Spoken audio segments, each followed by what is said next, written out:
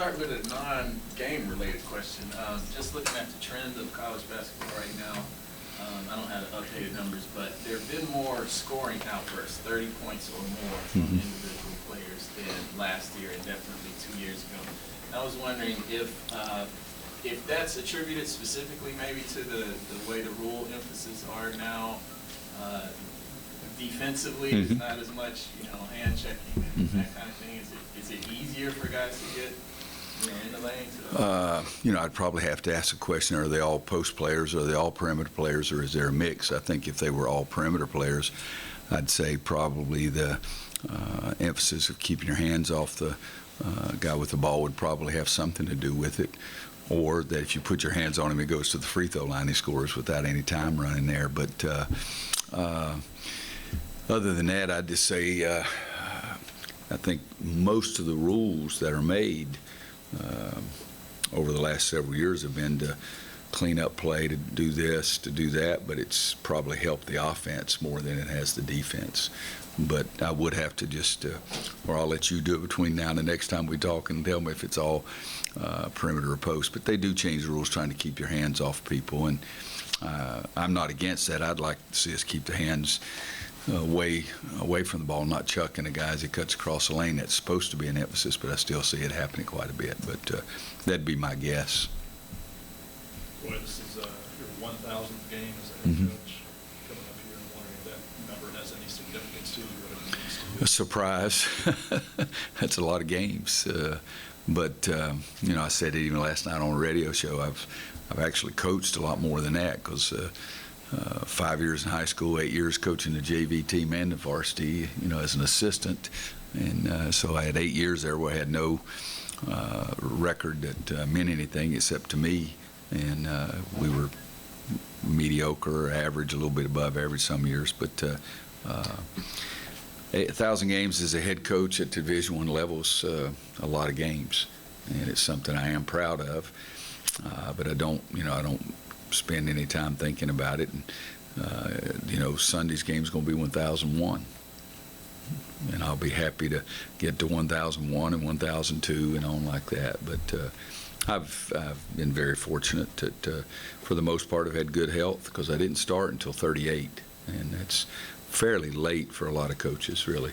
But I loved what I was doing with Coach Smith and Coach Guthridge and Coach Fogler, so I was in no hurry and turned down some opportunities, or it would have happened before. But I made pretty good choices too. Roy, going through Steve's notes about your 1,000 games that you coached, you are 66-7 against Kansas State and NC State, the rival schools. It's over a 90% winning percentage. Is that an indication of the value you place on rivalry games like that? I get fired up for both those schools. There's no question about that, but I haven't made any baskets or blocked any shots yet either. So I think that over the long term, we've had better players. And that's just being honest. I'm not trying to put anybody down, but I do get a little fired up to play rivalry games, but there's probably somebody somewhere. I mean, I used to get riled up to play Georgia Tech too, and they beat us 3 in a row one year. I remember that as well. But I'm very proud of those records as well. Hope we can maintain it for another 10 years, and I'll be really happy. How often do you reference old practice plans or notes from practices or teams? Quite a bit in the preseason, before the games start. I'll look at practice plans from the last 2 years for sure. Sometimes if I have a specific question in mind, I'll go back longer than that. But for what I do up until you start playing games is I want to make sure I haven't left anything out. I don't want all of a sudden somebody do something and say, oh my God, I haven't even covered that. So I do quite a bit during the first 25 or 30 practices, make sure that I've covered everything that I normally covered. And but if there's a specific question that comes up, I'll go back and look at them. I'm not against doing it by any means, and I can reach and get them pretty quickly. Do you have old plans from when you were an assistant? Yes. Mhm. Are they your specific, or were they his, or you guys had the same thing? Well, I've got all my practice plans from the JV team I coached for 8 years, much less the plans from the varsity at that time too. I mean, last night I even told them where I was on whatever that date was, November 30th, 1981. I knew where I was that day, so I've got a fairly decent memory. Wanda's never been like, you need to get rid of some of this stuff. Where do you store all of that? Yeah, I got a lot of it here, but there's a lot of it there too. But she's the pack rat. God, she leaves. She leaves the house, comes back. I've thrown away 100 things. I wait for her to go see the kids so I can clean up. That kind of thing. She keeps more than anything than I do. The man has 5 surfboards in his den. Yeah. Did they ever use that picture? I've got. It was a decent picture. Yeah. Oh, okay. Boys, is the offense different in any way? It seems a little bit more free-flowing, or just kind of more flow, perhaps, or is it basically the same? Are you guys have you changed anything from? Not fundamentally or for our foundation, no. And I think that it depends. If you watch the Hawaii game at Hawaii and you thought that was free-flowing, then I need to sell you something, because that's the worst freaking offense I'd ever seen. But and then Wisconsin took us out of a lot of stuff. So I think it depends from game to game. But we've we'll tweak everything a little bit and change some things. I'm not running the same things for Luke May that I tried to run for Bryce Johnson, and that kind of thing. But the veterans are all way ahead, because if I say something, I did in one of the games at Hawaii, I drew up a play on the sideline. We went in and ran it and executed it, and it was fine. But it's something we'd run in the past that I just hadn't added yet at this team. On the other side of the court, is this team picking up what you wanted them to do defensively quicker than many of your other teams? They're doing okay, but you think about it too. The starting 5 all played here last year, and the first sub's Nate, so that means the first 6 guys. And then if it's a big substitute, it's recently and Tony. So Tony's the only one that all the stuff is new to. So I think that every year the veterans get better at doing something, and I still have the same beliefs. We do. We change some drills, but not a lot. I mean, I see a high school team practice, and I changed the way we did a closeout drill just because I saw it in high school. But I think that's probably it more than anything, is that it's not. My defensive philosophy hadn't changed a lot. This year we're playing the screen on the ball, one of the 3 ways that we played it last year, and so far half the games it's been one way and half the other. But I think it's more the leader, the veterans, doing it. Given that starting point, does this have a chance to be one of your better defensive teams? Yeah, what we're missing right now is Bryce erased a lot of mistakes. We haven't had the shot blocking that Bryce gave us. Marcus was the defensive player of the year 4 years in a row, and that was, I don't know I've ever had anybody do that. Isaiah last year at the start of the year, his defensive grades were much better last year than they are at the start of this year. But I do think we've got a chance to be a better defensive team. Joel Berry is better, and he's setting the tone, out at the top of the key or at the 10-second line of keeping the other team's point guard in front of him and trying to make sure he doesn't get beat on dribble penetration. And if you don't get beat on dribble penetration, you don't have to help, so your whole defense is stronger. Does Tony have a chance to be that eraser? I don't know. We'll have to wait and see. I thought Ed Davis was a good shot blocker when I recruited him, and his senior year he blocked a ton of shots. Senior year in high school, and his freshman year got some, but sophomore year got a lot more. Bryce blocked some shots, but Steve would probably have to check this, but I think Bryce had more blocks last year as a senior than he did in any other game. How battle tested is your team right now, do you think? I think we've had 2 true road games at Tulane and at Hawaii, and that's not what we're going to face tomorrow night, to say the least. I think we've been tested pretty much. One good thing, we played 7 games, only 2 of them been in our building. So after tomorrow night, our first 8 games, only 2 of them been at home. So I like that part, that we've been tested, not with our crowd getting us going and things like that. But playing Indiana at Indiana, they're having a reunion or a celebration of the 81 National Championship team, bringing those guys back. So we're facing a different animal tomorrow night, and a team that played great basketball. I've seen 2 of their games, one on tape and then one that I just watched because I wanted to watch part of it. But when they played Kansas, that was that was a war, and we haven't had any battles like that. So I think we'll have to wait and see if we can get something there. To piggyback on what Greg was asking you about, the 81 Indiana team obviously doesn't bring back, I can't imagine bringing back good numbers to you because of what happened that game. A couple of officials calls is what really ticks me off. Sorry? Said I remember a couple of officials calls that really ticked me off. But That was an odd day because the president got shot earlier that day, and there was some uncertainty whether he Yep. would play. Could you just kind of go back to the call? yeah, we go to the game and we knew what had gone on, but I remember standing out in the hallway and then somebody coming. I keep wanting to say it's either Dave Gavitt or CM or somebody getting Coach Smith and Coach Knight, and they're going down the hall and going into a room and they're discussing, and everybody knew that they were discussing whether we're going to play the game or not.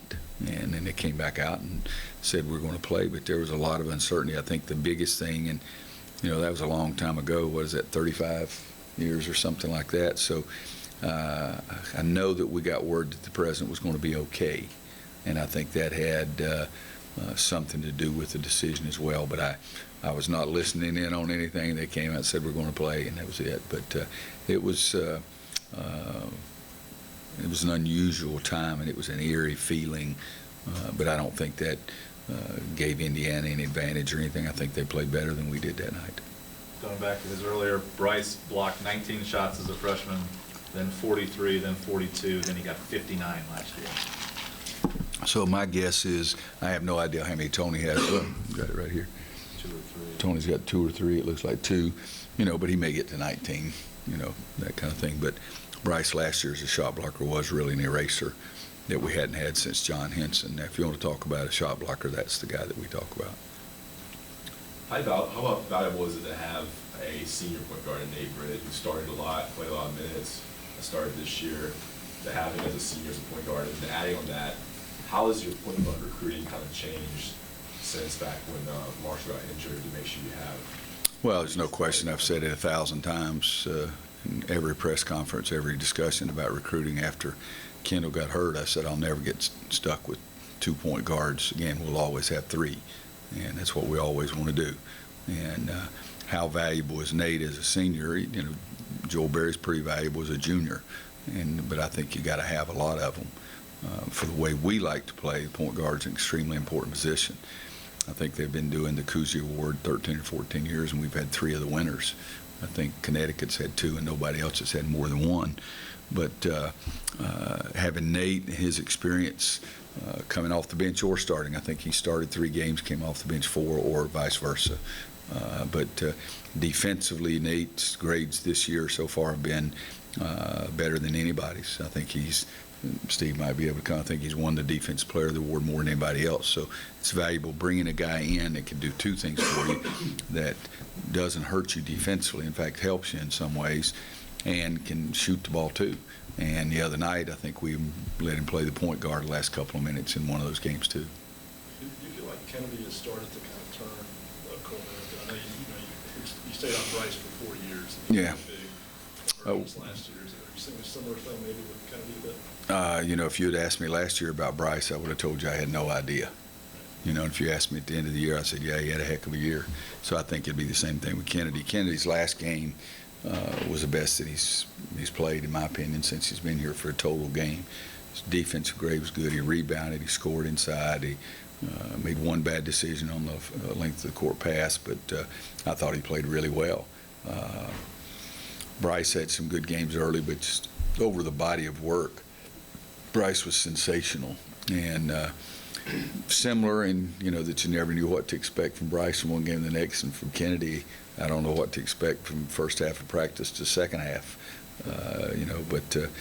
But I did. I congratulate him because I've been on his case pretty hard because we need him to be a better player. I mean, he had one stretch where he was last game last year and the first game of this year.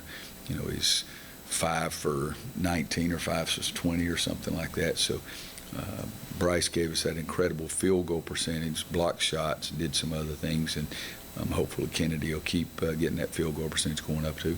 With Kennedy, do you feel like the improvement is more a result of mental, not just getting it, or health, or senior year? What do you attribute it to? I know it's early too. Yeah, well, it's early, but also, I mean, guys, think about this. If I was going to try to get in anybody's brain and figure out what in the dickens they were thinking, it wouldn't be Kennedy's.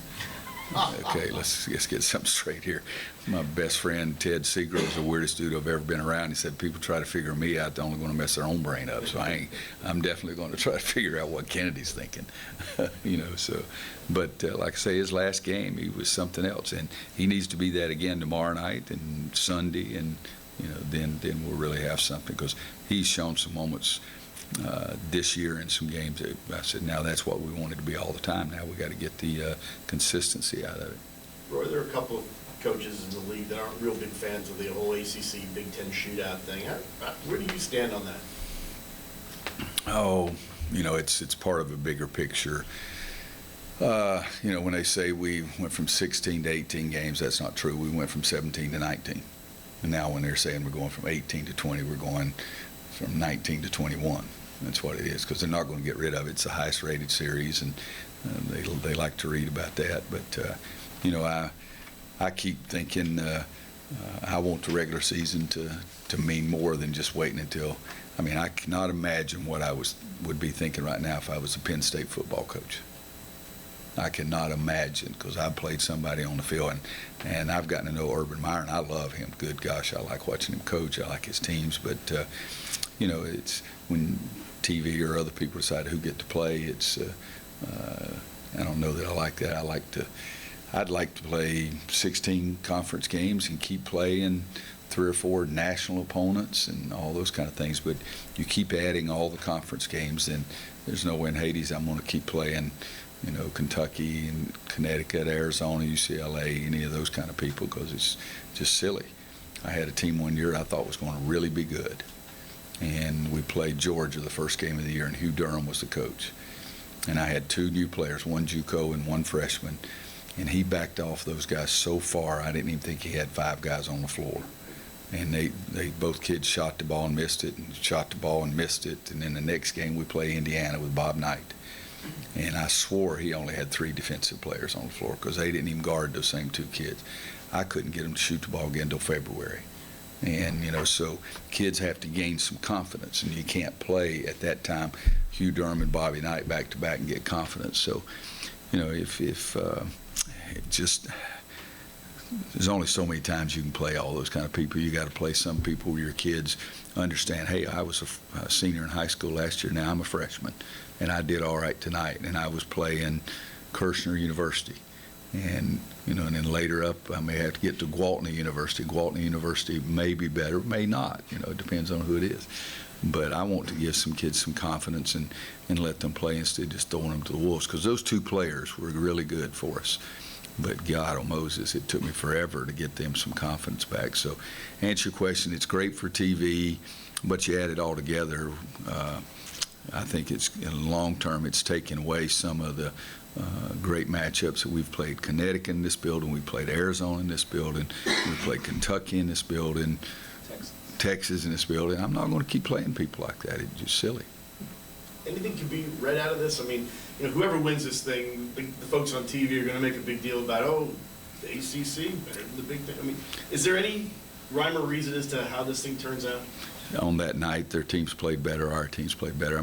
Didn't they beat us pretty convincingly last year, or was it just 1 or whatever? I don't even know what I know. All right, and who was in the Final Four? No, I know we were in Syracuse and Villanova and Oklahoma. Okay, so there were no big teams, but the Big Ten, but they beat the crap out of us for 3 or 4 or 5 years. So, last 7 years have been 0-5 and 2. And then the 10 years before that? I don't know. Okay, so I don't think it makes any difference. It means who played well on that specific night, and who's got the home games. If you got a real good team and you got the home game, then that's a lot better too. Well, is there a particular area where Joel has improved the most defensively?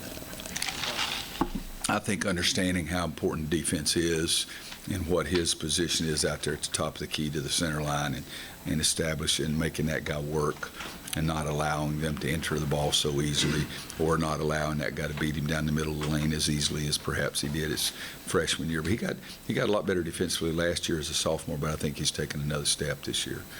And understanding how important that is not only to his game. I think the more defense the better he does defensively, that encourages him and makes him more enthusiastic on the offensive end as well. Good things mean other good things are coming. What are you seeing different from Thomas Bryant from the Sweet 16 game to what he's done this year? You know, and I've seen 2 games, and I was trying to remember when you said that, 55% from the floor, 70% from free throw line. He's much more comfortable what he's doing offensively. You'd have to ask Tom if he thinks he's a better defensive player or anything like that, but I think what he's giving them a presence inside offensively. He's not getting in foul trouble nearly as much, so he's playing more minutes, which is really helping them. Rebounding the ball, block shots. You know, he's got 6 block shots, but they play position defense more than they gamble and try to have a guy blocking shots and everything. But I think, from my viewpoint, again, you'd have to ask Tom, I think he's better in every phase of the game. That year's experience has been really good for him. A few weeks ago, you gave us an example of Kennedy in practice early in October where he got banged up and played through it maybe more than he would have in the past. Is there something else about him that's a little bit different that's translating to improved play on the court? You know, he's matured, and I think that has helped him understand how important practice is. You know, at the end of practice, and we get on the end line to run, he still goes over to the bike. You know, and it's trying to protect his knees a little bit, and but I think he's matured and understands that the more work you put into practice, it directly correlates with what you do in a game. I haven't seen him make as many silly fouls. I don't know how many fouls he's got, but I don't remember him making nearly as many silly fouls as he's made in the past. He's 2 behind Isaiah, so you know, that kind of thing. But I think the maturity and the experience has been really good for him. Anybody else for Coach? We get Joel in here. All right, guys, thank you very much.